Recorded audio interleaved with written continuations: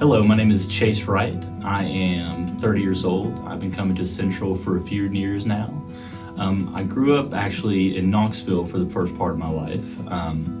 In elementary school, I got bullied a lot. I was that kid that had the glasses, the buck teeth, the sweater vest, carrying a violin down the hallway. And so I didn't have the easiest time growing up in elementary school. Just constant bullying, getting pushed into lockers, stuff like that. So when my parents got divorced right before I went to middle school, I actually moved to a new town, Madisonville, and I was going to a new school. And so like my main mission when I started that school was I wanted to make people like me. That was my main goal. I was tired of the bullying. I was tired of feeling bad about myself. I wanted people to like me. And so I kind of became sort of a class clown a little bit, just trying to make jokes here and there, do something silly in the middle of the class while the teacher was talking, just anything to get a laugh out of people, because that's what I thought people liked. When I transitioned to high school, it was kind of the same thing.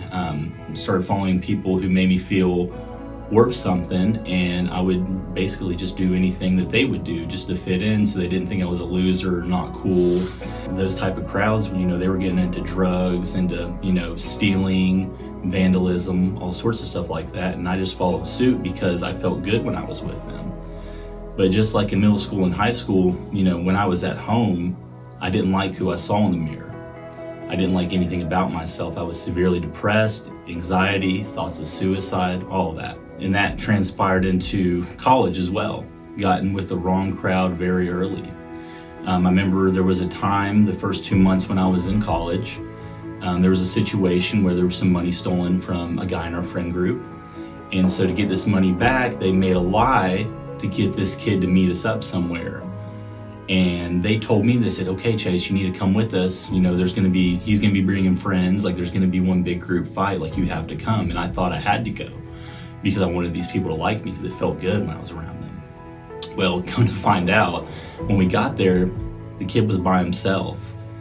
And so there was about 8 of us. So the 7 guys that I were with just started beating this poor kid up in this parking lot. They were hitting him with bats. They were spitting on him, burning him with cigarettes, just awful things. And I didn't know what to do in that situation. I didn't partake in hitting this man, but I didn't stop it. I didn't call the cops. I didn't do anything because I was afraid of what they might have thought of me. And lo and behold, the next day, the police come knocking on our doors. And from that, I lost my scholarship to school. Almost went to jail. I was lucky that I didn't lay my hands on this guy, or I would have went to jail, because the 7 other guys went to jail for a few years each. And from that, I spiraled for a few years because I was kicked out of school. I didn't have any more friends. I hated who I was. And so it took me until about my late 20s when I started coming to Central with my wife.